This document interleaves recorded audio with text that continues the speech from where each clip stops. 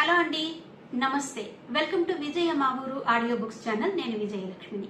Friends, నవలా స్రవంతిలో ప్రముఖ రచయిత శ్రీ యండమూరి వీరేంద్రనాథ్ గారి తులసి నవల ధారావాహికగా మీకు వినిపిస్తున్నాను కదా. మరి ఇప్పటి వరకు 11 భాగాలు వినిపించాను. మరి ఈ రోజు తులసి నవల 12వ భాగంలోకి వెళ్ళిపోదాం. పదండి.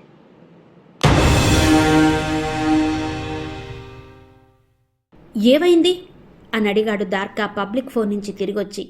ప్లాన్ ఫెయిల్ అవడంతో సహా జరిగిందంతా చెప్పాడు జయదేవ్. దార్కా కూడా నిరాశ చెందాడు. అతడు చదవకముందే ఆ పుస్తకం తీసుకోకపోయారా?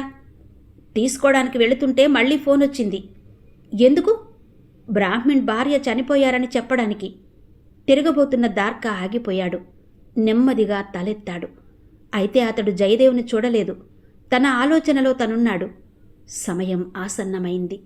గురువుకిచ్చిన మాట నెరవేరే సమయం దగ్గర పడింది. మిగతా పనులు తొందరగా చేయాలి.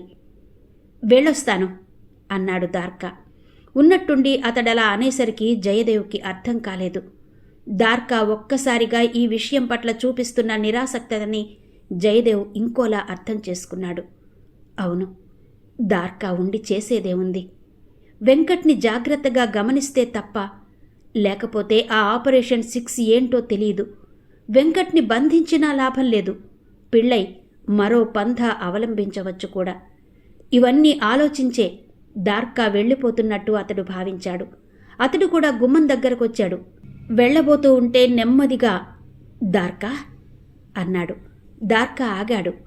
జయదేవ్ నెమ్మదిగా అన్నాడు, నీ గురించి నేను చాలా విన్నాను దార్కా. నేనేమీ నమ్మలేదు.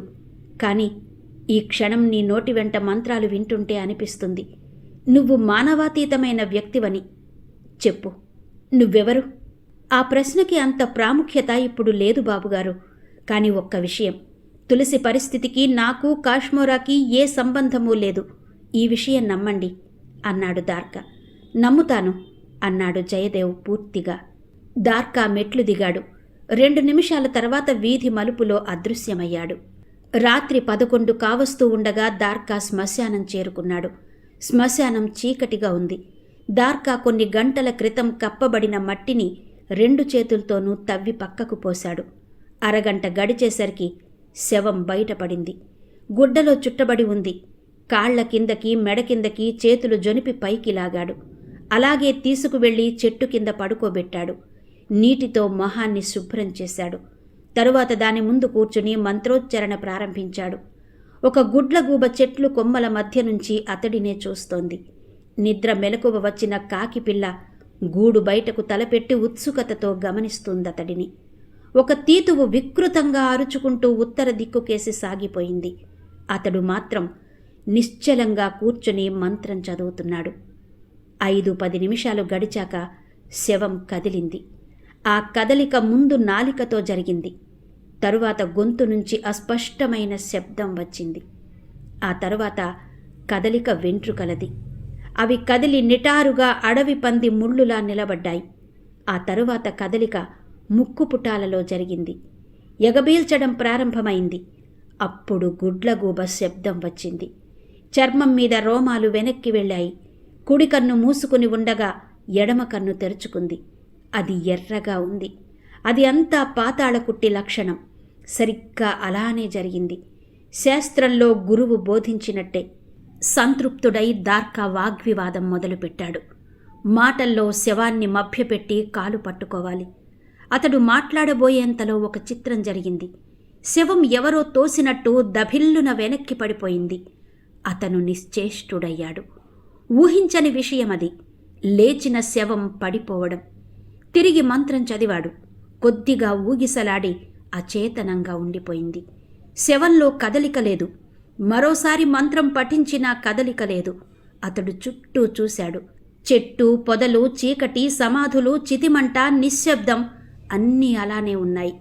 అతడు ఈసారి నిటారుగా కూర్చున్నాడు. ద్విరుక్తితో పఠించాడు మంత్రాన్ని. శవంలో కదలిక లేదు. త్రిమయాన్ని అనుసరిస్తూ వల్లించాడు. అయినా ఫలితం లేదు. దార్కా మొహం రోషంతో ఎర్రబడింది. కసితో, అవమానంతో అతడు పెదవులు కొరుక్కున్నాడు.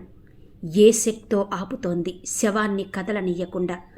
ఆ ఊహ వచ్చేసరికి ఆవేశంతో కంపించిపోయాడు. ప్రపంచంలోకెల్లా గొప్ప మాంత్రికుడైన విషాచి శిష్యుడు కుట్టిలాంటి చిన్న ప్రయోగం చేస్తే ఏదో శక్తి ఆపు చేయగలగడమా? ఈసారి అతడు మంత్రానికి మయాన్ని జతచేసి రురుడి సాయంతో త్రిస్వరంలో పఠించాడు. వెనకవైపు కొట్టింది. తొడ వెన్నెముక మధ్య అతడు ముందుకు తూలబోయి నిలదొక్కుకున్నాడు. బ్రహ్మరథం మీద 2 పోట్లు పడ్డాయి. తల పగలకుండా శవంని జపించాడు. సమ్మెట దెబ్బలు ఆగిపోయాయి. మళ్ళీ ఇంకొకసారి వెనకవైపు కొట్టింది. బలవంతంగా నిలబడగలిగాడు. అతడికి అర్థమైంది, ఎవరో తిరగబడి చేస్తున్నారు.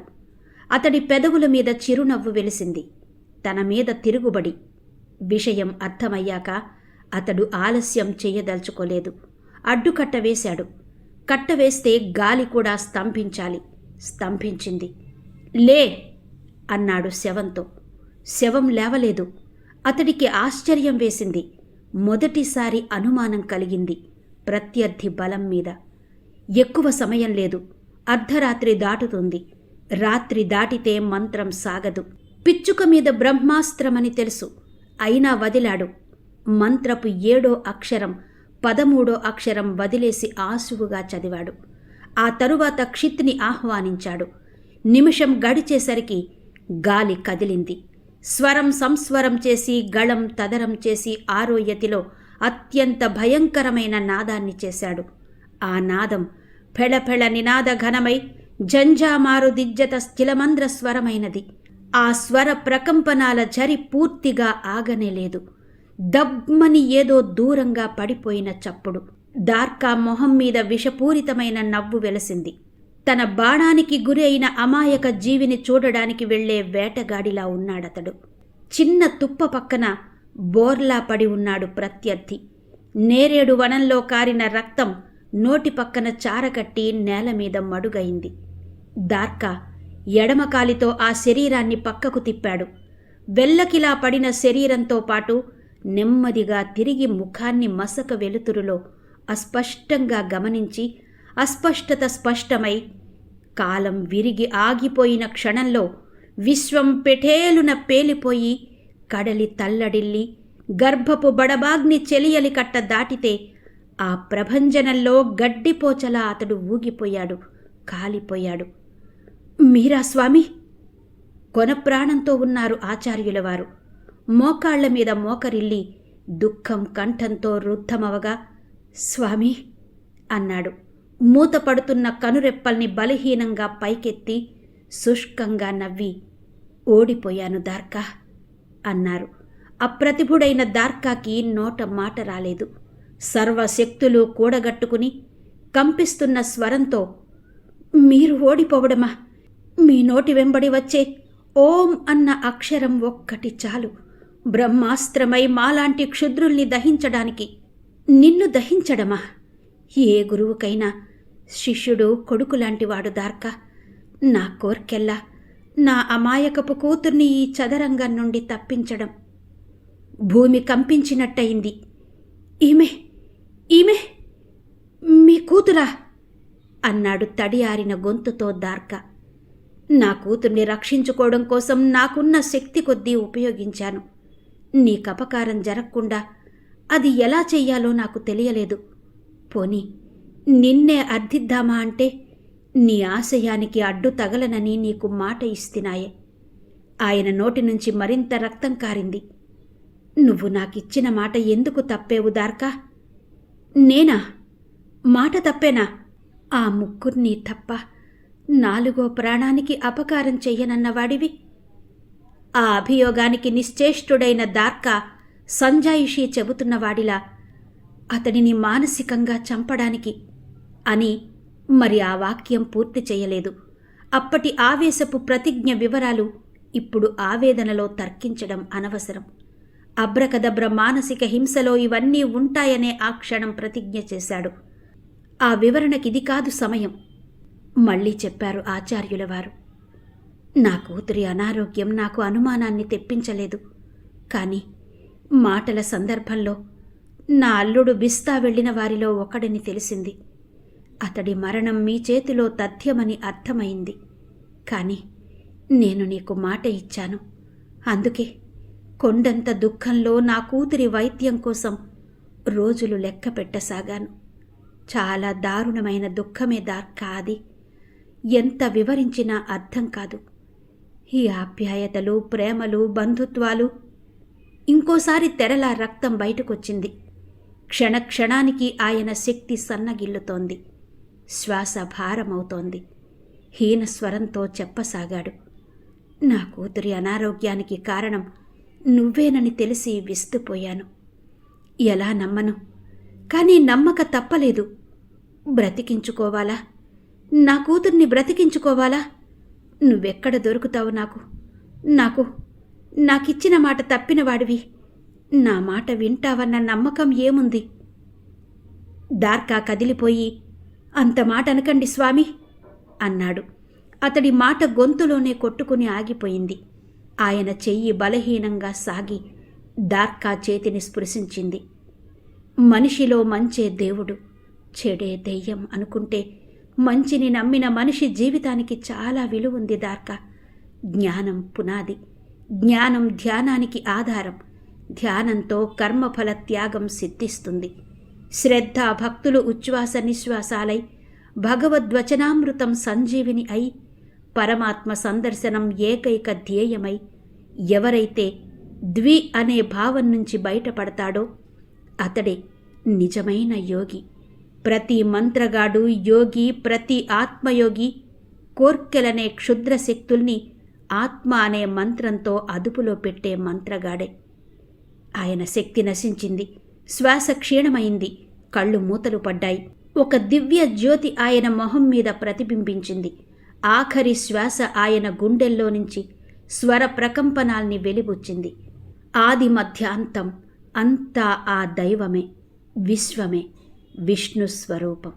జ్యోతిర్మయ గోళం, వాయువుల్లో కిరణ సమీరం, సమత్వ సంగీత సామరస్య సారాలైన సామవేదం. మనుషుల్లో, మహర్షుల్లో, దేవతల్లో, గంధర్వుల్లో, పశుపక్ష్యాదుల్లో, వృక్షాల్లో, అస్త్రాల్లో, శస్త్రాల్లో అంతా ఆ ఓంకార స్వరూపమే. జాతస్య హి ధ్రువో మృత్యు ధ్రువం జన్మ మృతస్య చ తస్మాద పరిహార్యార్థే సత్యం శోచితుమర్హసి. ఆయన పెదవులు ఆగిపోయాయి. మోకాళ్ల మీద కూర్చొని ఉన్న దార్కా చప్పున ముందుకు వంగాడు. ఆయన తలని ఒళ్ళోకి తీసుకున్నాడు. దుఃఖంతో కంఠం పూడుకుపోగా, నేనేం చెయ్యాలి అని అడిగాడు. మూతపడ్డ ఆచార్యుల కనురెప్పల వెనుక ఆఖరి నవ్వు. నా మరణం నీకు కర్తవ్యాన్ని బోధించడం లేదా అన్నట్టు కదలాడింది. ఆయన తల వెనక్కి వాలిపోయింది. అతడు స్తబ్దుడైపోయాడు. ఇప్పుడిక విచారం లేదు, దుఃఖం లేదు, అంతా స్తబ్దతే. ఒక గొప్ప పరిణామానికి అది సూచన.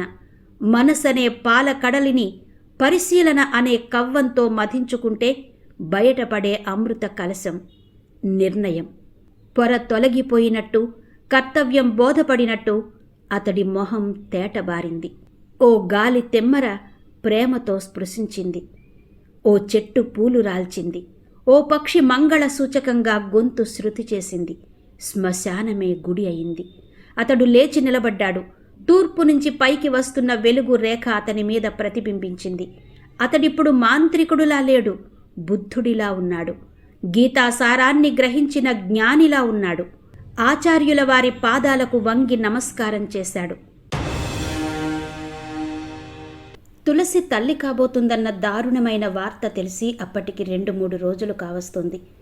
జయదేవ్ ఆలోచిస్తున్నాడు మానవాతీత శక్తుల గురించి. ఏంటి పిళ్ళై ప్లాన్? ఎలా తులసిని చంపాలనుకుంటున్నాడు? ఎలక్ట్రానిక్ పరికరాల వల్ల కానీ, ధ్వని తరంగాల వల్ల కానీ, కాంతి వల్ల కానీ, ఫిజిక్స్ చెప్పే మరే విధమైన మార్గాల్లో కానీ అతడు తులసిని బాధ పెట్టడం లేదనేది నిర్వివాదాంశం. తులసి పిచ్చిలో చిన్న మెలిక అతడిని బాధ పెడుతుంది. పూనకం వచ్చినప్పుడు కానీ, దెయ్యం పట్టినప్పుడు కానీ ఆడవాళ్లు నేనే సుబ్రహ్మణ్య స్వామిని, నేనే పోలేరమ్మని అని అరవడం తెలుసు. దానికి సైన్స్ కారణం చెబుతుంది కూడా. కానీ కాశ్మోరాని తనని ఆవహించడానికి ఆహ్వానించిన తులసి దెయ్యంలా ప్రవర్తించకుండా స్కిప్పింగ్ ఎందుకు చేస్తుంది? లక్క పిడతల్లో అన్నం ఎందుకు వండుతుంది? కనుక్కోవాలి, వెంటనే కనుక్కోవాలి. మనసు చెబుతుంది టైం లేదని. అతడు ఫోన్ చేశాడు. శ్రీధర్ అందుకున్నాడు. తటపటాయిస్తూ, నేను మీ ఇంటికి ఒకసారి రావాలనుకుంటున్నానిప్పుడు అన్నాడు. తప్పకుండా అవతల నుంచి చెప్పాడు శ్రీధర్. ఈ అర్ధరాత్రి అని అనబోయాడు జయదేవ్. అతడి మాటల్ని శ్రీధర్ మధ్యలోనే ఆపుచేసి, చాలా ఒంటరితనంతో బాధపడుతున్నాం ప్రొఫెసర్. మీ రాక నిజంగా సంతోషం కలిగిస్తుంది అన్నాడు ఇంగ్లీష్లో. థ్యాంక్స్, వస్తున్నాను. ఫోన్ పెట్టేశాడు జయదేవ్. ఒక చిన్న పెట్టె లాంటిది పైన బల్బు ఉన్నది చేతిలో పట్టుకున్నాడు. ఆ పరికరం పేరు మెట్రోనోమ్. మనకెంత కావాలంటే అంతలో, అంటే 5 సెకన్లకొకసారి, 4 సెకన్లకొకసారి ఆ బల్బు వెలుగుతుంది. దాన్నే చూస్తున్న పేషెంట్ నెమ్మదిగా మైకంలోకి జారుకుంటాడు. నిజానికి మంచి హిప్నటిస్ట్ అయితే ఈ పరికరాలు, చీకటి గదులు అవసరం లేదు. కానీ ప్రస్తుతం తులసి మానసిక పరిస్థితి బాగోలేదు. ఆమెని మాటల ద్వారా కంట్రోల్ చేయడం కష్టం. అందుకే అతడు మెట్రోనోమ్ సహాయం తీసుకోదలిచాడు. అతడు శ్రీధర్ ఇంటికి చేరుకునేసరికి 11 కావస్తోంది. ఊరంతా నిద్రపోయింది. శ్రీధర్, శారద వరండాలోనే అతడి కోసం వేచి ఉన్నారు. ఏంటి విషయం అన్నాడు శ్రీధర్ అతడిని లోపలికి తీసుకువెళుతూ కంగారుగా. తులసితో కొంచెం మాట్లాడాలి అన్నాడు జయదేవ్. కాఫీ అంది శారద. వద్దు. మెట్రోనామ్ ప్లగ్ని కరెంటుకి అమర్చి స్విచ్ని 3 సెకన్లకొకసారి వెలిగేలా అమర్చాడు. దాన్ని తీసుకుని తులసి గదికి వెళ్ళాడు. ఎలా ఉన్నావు తులసి? తులసి మాట్లాడలేదు. బోనులో బంధించి బాగా బాధ పెడితే కోపంతో రెచ్చిపోయిన కోతిలా గుర్రుగా చూసింది. గదిలో లైట్ ఆర్పేశాడు జయదేవ్. మెట్రోనోమ్ ఆన్ చేశాడు. 3 సెకన్లకొకసారి ఎర్రటి కాంతి ఆ గదిలో కొద్దిసేపు వెలిగి ఆరుతూ ఆ గదిలో ఉన్న వాళ్ళనందరినీ అదో రకమైన మత్తులోకి తీసుకెళుతుంది. తులసి అప్రయత్నంగా దానివైపు చూసింది. వెంటనే ఆకర్షితురాలైంది. అది గమనించగానే జయదేవ్ తన మాటల్ని ప్రారంభించాడు. అయితే అనుకున్నంత సులభంగా ఆమె అతడికి ససెప్టబుల్ అవ్వలేదు. అతి కష్టం మీద ఆమె మెదడుని లోబర్చుకున్నాడు. మొదటి ప్రశ్న మామూలే. నీ పేరు? కాశ్మోరా. కాశ్మోరాని అతడు కొంచెం వేధించదలుచుకున్నాడు. నువ్వు దెయ్యానివా భూతానివా? దెయ్యాన్ని. దెయ్యానికి భూతానికి తేడా ఏంటి? జవాబు లేదు. నీ వయసెంత? 11 సంవత్సరాలు. నువ్వు తులసిని వదిలి వెళ్ళిపోవాలంటే ఏం చెయ్యాలి? మౌనంగా ఉండిపోయింది తులసి. నీకేమిటిష్టం? ఆడుకోవడం. చదువుకోవడం ఇష్టం లేదా? శారదకి ఈ ప్రశ్న ఆశ్చర్యంగా అనిపించింది. వింతగా కూతురి వైపు చూసింది. అయితే అంతకన్నా ఆశ్చర్యంగా తులసిలో దెయ్యం జవాబిచ్చింది. ఇష్టమే. శ్రీధర్, జయదేవ్ మొహామొహాలు చూసుకున్నారు. ఏం చదువుకున్నావు నువ్వు? జవాబు లేదు. జయదేవ్ ఒక కాగితం, కలం ఇచ్చాడు. నీ పేరు వ్రాయి. తులసి చేతులు ముందుకు కదల్లేదు. అతడు మరోసారి ఆమెను మాటల ద్వారా మరింత మత్తులోకి తీసుకువెళ్లవలసి వచ్చింది. ఈసారి ఆమె వేళ్లు వ్రాయడం ప్రారంభించినాయి. ఆమె నిద్రకి భంగం కలిగించకుండా వంగి చూశాడు. ఎందుకో అతడి భ్రుకుటి ముడిపడింది. చాలాసేపు మౌనంగా ఉన్నాడు. ఆ తర్వాత అడిగాడు, బిస్తా తెలుసా నీకు? జవాబు లేదు. దార్కా తెలుసా? దానికి మౌనమే. నీ తండ్రి పేరు? వ్రాసింది. ఆ గదిలో నిశ్శబ్దం సూది పడినా వినిపించేలా ఉంది. 3 ప్రేక్షకులు మొహామొహాలు చూసుకున్నారు. ఏ స్కూల్లో చదువుతున్నావు నువ్వు? జవాబు చెప్పింది.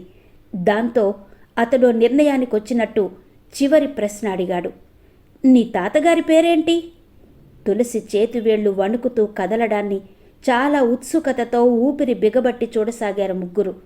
కాగితం మీద అక్షరాలు పాముల్లా పాకుతున్నాయి. పెన్ను కూడా వణుకుతుంది. వంకర టింకరగా అక్షరాలు రూపుదిద్దుకోసాగాయి. ఆమె వ్రాయడం పూర్తి చేసి వెనక్కి వాలిపోయింది. శారద ఊపిరి బిగబట్టింది. జయదేవ్ ఆ కాగితం ముక్క వైపే తదేకంగా కొన్ని క్షణాలు చూశాడు. తరువాత నెమ్మదిగా వంగి తీసుకున్నాడు. మై గాడ్ అన్న పదాలు అప్రయత్నంగా అతడి నోటి వెంట వచ్చినాయి. వంకర అక్షరాలతో ఆ కాగితం మీద పేరు వ్రాసి ఉంది. విద్యాపతి. ఆ పేరు కాశ్మీర తాతయ్యది, లాయర్ విద్యాపతి. ఆ రాత్రి జయదేవ్ ఇంటికొచ్చేసరికి 12 దాటింది. తులసి ప్రవర్తన తాలూకా అంతరార్థం బోధపడింది. వివాహం కాకుండానే తల్లి కాబోతున్నానన్న విషయం తెలిసి ఆమె మానసిక ఘర్షణలో ఉండగా ఆమె కళ్ల ముందే కాశ్మీర మరణించింది. తాను కాశ్మీరలా చిన్నపిల్ల అయి ఉంటే ఈ పీరియడ్స్ ఆగిపోవడం లాంటి బాధ ఉండదు కదా అన్న భావం ఆమెలో ఎంతగా పేరుకుపోయిందంటే కాశ్మీరని ఆహ్వానించి తన శరీరాన్ని అర్పించింది. తానే కాశ్మీరనని నమ్మింది. కాశ్మీర ప్రవర్తనకి ఆధారాలైన స్కిప్పింగ్, లక్క పిడతల్ని ఆడడం మొదలుపెట్టింది. ఇంకొక మాటలో చౌకగా చెప్పాలంటే కాశ్మీర దెయ్యం తులసిని పట్టింది. దెయ్యం పట్టడానికి సైంటిఫిక్ రీజన్ గురించి కాదు జయదేవ్ ఆలోచిస్తున్నది. మానసికంగా బలహీనమైన వాళ్ళు, ఒత్తిడులను తట్టుకోలేక చనిపోయిన వాళ్ళని, దేవుళ్ళని, క్షుద్రదేవతల్ని ఆశ్రయింపచేసుకుంటారన్న విషయాన్ని సైన్స్ ఒప్పుకుంటుంది. అయితే తులసి అంత బలహీనమైన మనస్కురాలు కాదు. ఇక్కడే శ్రీనివాస పిళ్ళ ఏదో చేసి ఉంటాడు. ఆపరేషన్ 1 నుంచి 5 వరకు. ఏంటవి?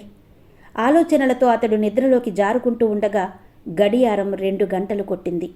3:30 అవుతూ ఉండగా శారదకి మెలకు వచ్చింది. ఎక్కడో ఏదో చప్పుడై పక్కన చూస్తే శ్రీధర్ మంచి నిద్రలో ఉన్నాడు. అతడికి నిద్రాభంగం కలిగించకుండా లేచి ముందు గదిలోకొచ్చింది. అక్కడెవరూ లేరు. గాలికి కిటికీ తలుపు కొట్టుకుంటోంది. అంతే, ఆమె దాన్ని వేసేస్తూ ఉండగా మళ్లీ చప్పుడైంది తులసి గదిలో నుంచి. ఆమె శబ్దం చెయ్యకుండా అటువైపు నడిచింది. తలుపు లోపలి వైపు వేసి ఉంది. ఆమె ఆశ్చర్యపోయింది. ఏం చెయ్యాలో తోచలేదు. వెళ్ళి శ్రీధర్ని లేపుదామా అనుకుంది. మళ్ళీ అంతలోనే కిటికీ సంగతి గుర్తు వచ్చింది. అదృష్టవశాత్తు ఒక రెక్క తెరిచి ఉంది. బయట చీకటిగా ఉండబట్టి అక్కడి వాళ్లు కనబడరు. ఆమె కిటికీ రెక్క కొద్దిగా తెరిచి లోపలికి చూసి స్థాణువైపోయింది. దార్కా అర్ధరాత్రి దాటే వరకు శ్మశానంలో ఉన్నాడు, తనకి కావలసిన పరికరాలు సమకూర్చుకుంటూ. దాదాపు అర్ధరాత్రి గడిచి 2-3 గంటల తర్వాత శ్మశానంలో అతడి పని పూర్తయింది. తెల్లవారకముందే చేయవలసిన పనులు ఇంకా చాలా ఉన్నాయి. ఎందుకంటే అదే తులసికి ఆఖరి రాత్రి కాబట్టి. మంత్రానికి సంబంధించిన పనులు రాత్రే జరుగుతాయి కాబట్టి. అతడు చాలా హడావిడిగా తులసి ఇంటి వద్దకు చేరుకున్నాడు. అయితే ఇంటిలోకి ప్రవేశించడం అంత సులభం కాలేదు. దాదాపు అరగంట కష్టపడవలసి వచ్చింది. పక్క మీద తులసి పడుకుని ఉంది. ఆమె మొహంలో నిర్మలత కొట్టొచ్చినట్టు కనబడుతుంది. గదిలోకి ప్రవేశించిన వెంటనే దార్కా తన పనిలో మునిగిపోయాడు. నిద్ర నుంచి లేచిన తులసి ఆ చీకట్లో తనను చూసి భయంతో తొందరపడి అరవకుండా ఆమె మెడ వెనుక నరాన్ని వేళ్లతో 2 సార్లు రాశాడు. ధూపం వేశాడు. తరువాత బల్ల దగ్గర వెతికాడు. సరైన పరికరమేదీ దొరకలేదు. సమయం వృధాపరచడం ఇష్టం లేదు. ఆమె చేతిని తీసుకుని పళ్లతోనే గోళ్లు తీసేశాడు. అలాగే కాలి గోళ్లు. ఆ తరువాత ఆమె జుట్టు తన చేతిలోకి తీసుకున్నాడు. అతడు వడిలో నుంచి ఆమె పొడవాటి జుట్టు పాయ నేల మీదికి పర్వతాగ్రం నుంచి జారిన నదీపాయలా జారింది. వేళ్లని దువ్వెన చేసి వెంట్రుకల్ని దువ్వాడు. 4-5 వెంట్రుకలు రాలిపోయినాయి. చాలాసేపు అతనలా చేసి మరిక వలిత్పూర కేశాలు లేవని సంతృప్తపడి జట్టుని సంజామృతం చేసి బిగించాడు. ఒక డాక్టర్ క్లిష్టమైన ఆపరేషన్ని ఎంత ఏకాగ్రతతో చేసుకుంటూ పోతాడో అతడు తన పనిని అలా చేసుకుంటూ పోతున్నాడు. అయితే ఇంతకాలం ప్రయోగించడమే తెలుసు, ఎదుర్కోవడం తెలీదు. అందులోనూ సర్వశక్తి సంపన్నమైన కాశ్మోరాని. తులసి తలని దిండు మీద తిరిగి జాగ్రత్తగా అమర్చి అతడు లేచి నిలబడ్డాడు. తనతో పాటు తెచ్చిన మంత్రజలాన్ని ఆమె మంచం చుట్టూ గది నిండా జల్లాడు. ఆమె కాళ్ల దగ్గర శ్రీచక్రం వేశాడు. కిటికీ దగ్గర కర్పూరాన్ని, నలుమూలలా నిమ్మకాయలని మంత్రించి పడేశాడు. ఇదంతా చేస్తున్నప్పుడు అతడి పెదవులు కదులుతూనే ఉన్నాయి. అతడి పని పూర్తయ్యేసరికి దాదాపు గంట పట్టింది. ఆ గది మొత్తం చక్రబంధంలో బంధించబడింది. రురుడు, భైరవుడు, కపాలుడు, కుండలుడు అతడి ఆజ్ఞననుసరించి దిక్కుల్ని కాస్తున్నారు. మంత్రపు కంపనాలతో ఆ గదిలో గాలి కూడా అస్తిత్వాన్ని ఆపాదించుకుంది. తన పని పట్ల అతడు సంతృప్తుడయ్యాడు. తూర్పు తెల్లవారే సమయం ఇంకెంతోసేపు లేదు. వెళ్ళిపోవాలి. చేయవలసిన పని ఇంకా చాలా ఉన్నది. అతడు బయటకు అడుగు వేయబోతూ గుమ్మం దగ్గర ఆగి తులసి వైపు చూశాడు ఆఖరుసారి. తాను కాశ్మోరాని ఎదుర్కోగలిగితే ఆమె బ్రతుకుతుంది, లేకపోతే మరణిస్తుంది.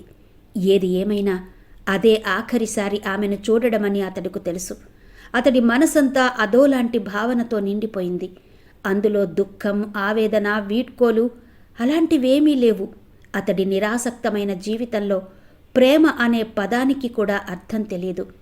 ఒక అమ్మాయి, పెద్ద పెద్ద కళ్ళున్నది, జలపాతంలా హుషారైనది, తన చేయి పట్టుకుని పరిగెత్తు, క్విక్ అంటూ బాణంలా సాగిపోవడం మాత్రం గుర్తున్నది. ప్రేమ ఉద్భవించడానికి 25 సంఘటనలు అక్కర్లేదు. మనసనే బీడు మీద వర్షపు చుక్కలాంటి ఓ చిరునవ్వు, ఓ కనుచూపు చాలు.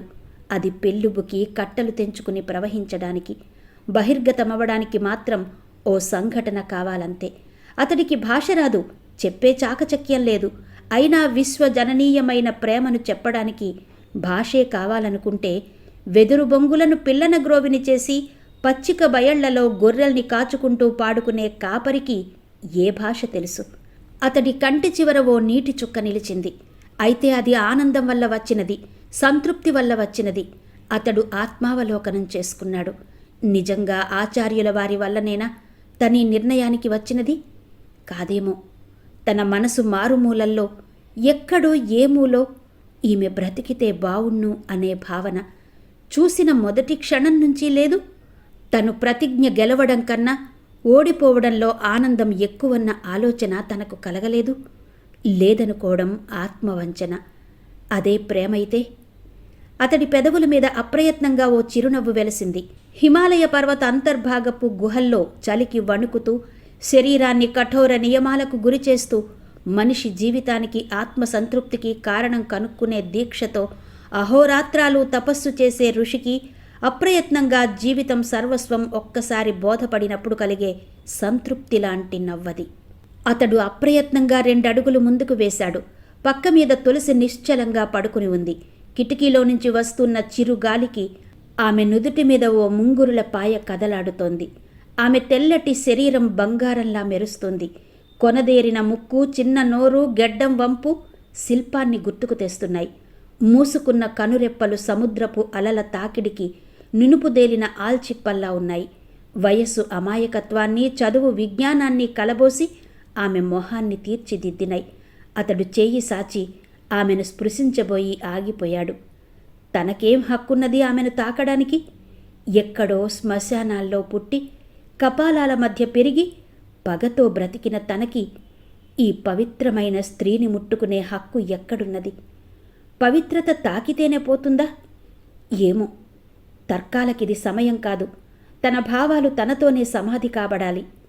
ప్రేమతో, ఆర్తితో ఆమెను ఆఖరిసారి తాకాలన్న కోర్కెని మనసులోనే అణుచుకుని అతడు వెనుతిరిగాడు.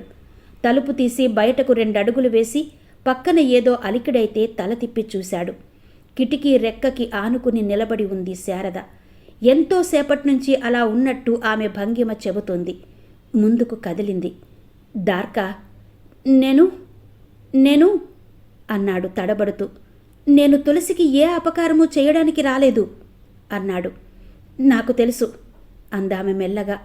అంతా చూశాను నేను అని కొంచెం ఆగి, మిగతాది జయదేవ్ చెప్పారు. చిన్న అభ్యర్థన అన్నాడతను. ఏంటన్నట్టు చూసిందామె.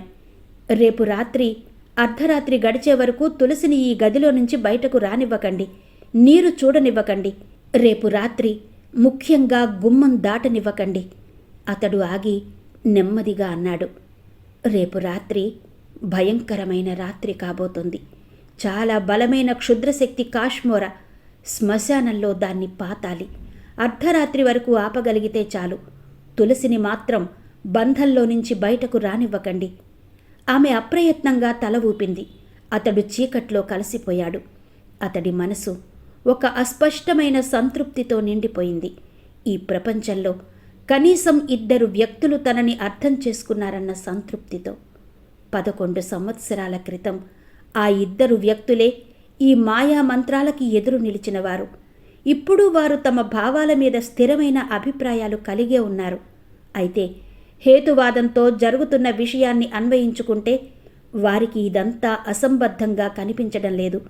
ఈరోజు నిరూపించలేని సైన్స్ రేపు నిరూపిస్తుంది. జరిగే ప్రతి దానికి హేతు ఉండి తీరాలి. తప్పదు. ప్రపంచానికి మరో ఉదయాన్ని ప్రసాదించడానికి సూర్యుడు తూర్పున ఆయత్తమవుతున్నాడు. జయదేవ్ బద్ధకంగా కళ్ళు తెరిచాడు. రాత్రంతా నిద్ర లేకపోవడం వల్ల కళ్ళు మండుతున్నాయి. అంతలో కింద కలకలం వినిపించింది. కిటికీలో నుంచి తొంగి చూశాడు.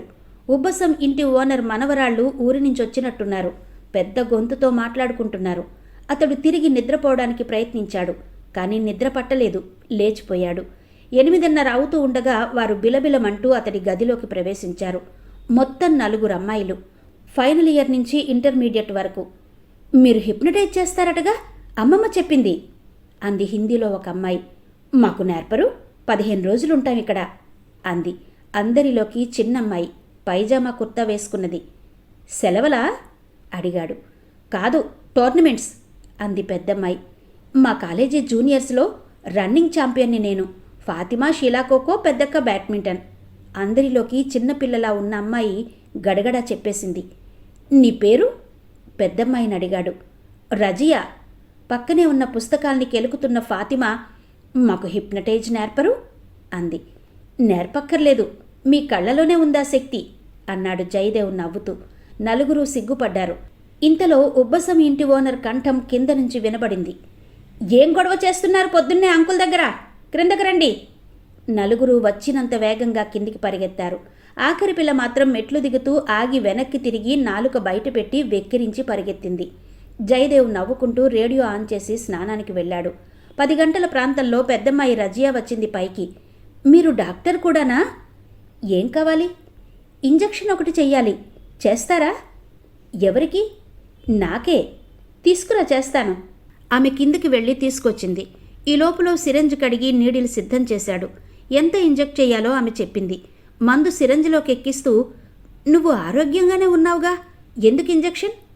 ఆమె కొద్దిగా సిగ్గుపడి, టోర్నమెంట్ వారం రోజులు అని కొద్దిగా ఆగి, ఇబ్బంది పెట్టకుండా ఆమెకి ఇంజెక్షన్ ఇస్తూ, ఏంటి దీని పేరు అన్నాడు.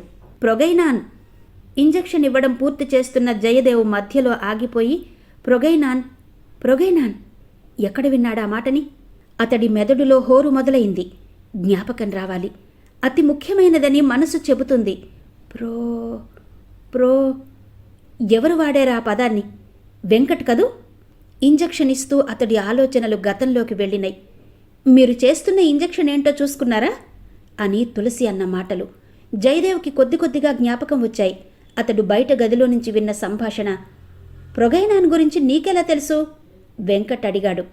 క్రికెట్ మ్యాచ్ గురించి ఏదైనా ఊరు వెళ్ళేటప్పుడు కొంతమంది తీసుకునేవాళ్ళం, తులసి అన్నది. ఆ మాటతో వెంకట్ సారీ చెప్పి వేరే ఇంజెక్షన్ ఇస్తూ అన్న మాటలు. సారీ, 2 ప్రోతో మొదలవడంతో పొరపాటు పడ్డాను అని జయదేవ్ రజియాని అడిగాడు.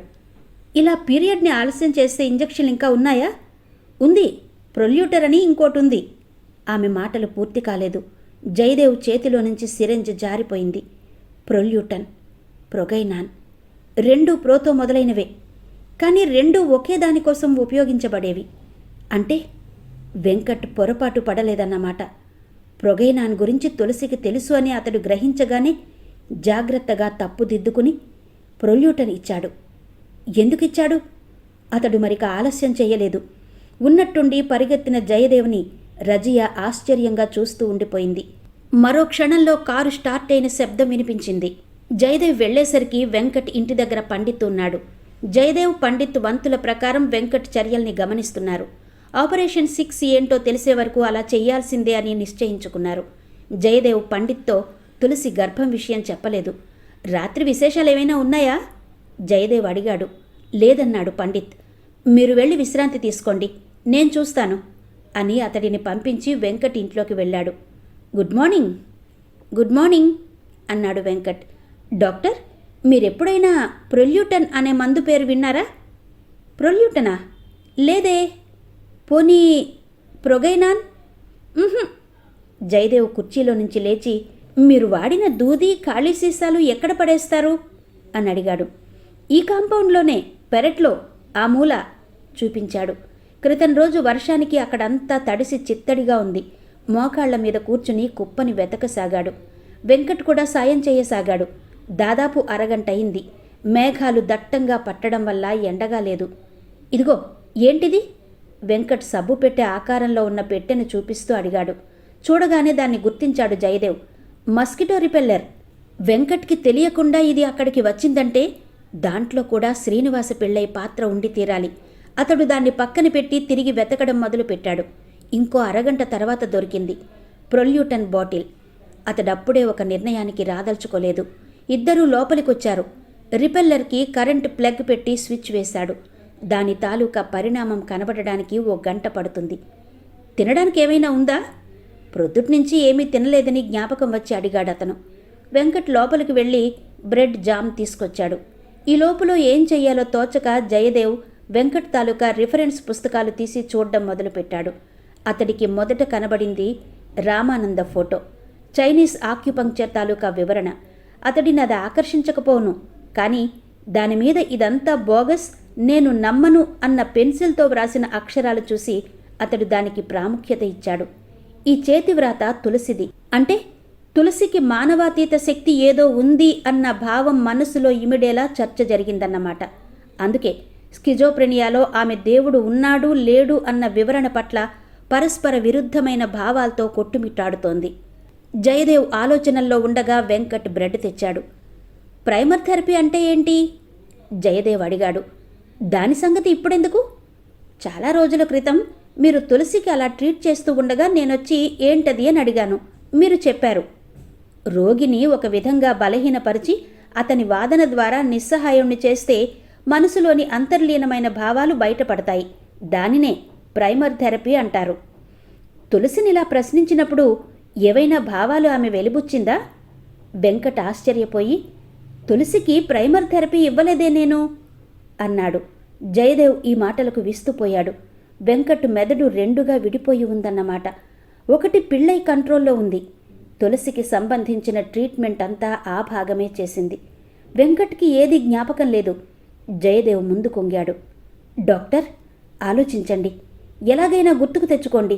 ఒక అమ్మాయి జీవితం మీ మీద ఆధారపడి ఉంది అన్నాడు బ్రతిమలాడుతున్నట్టు. వెంకట్ నుదురు పట్టుకున్నాడు. కళ్ళు మూసుకుని కొంచెంసేపు ఆలోచించి తల విదిలిస్తూ, లేదు, ఏమీ జ్ఞాపకం రావడం లేదు అన్నాడు. జయదేవ్ అతడి వైపు దిగులుగా చూశాడు. వెంకట్ నిజాయితీగా, తులసి అంటే నాకు ఇష్టమే, కానీ అని ఆపాడు.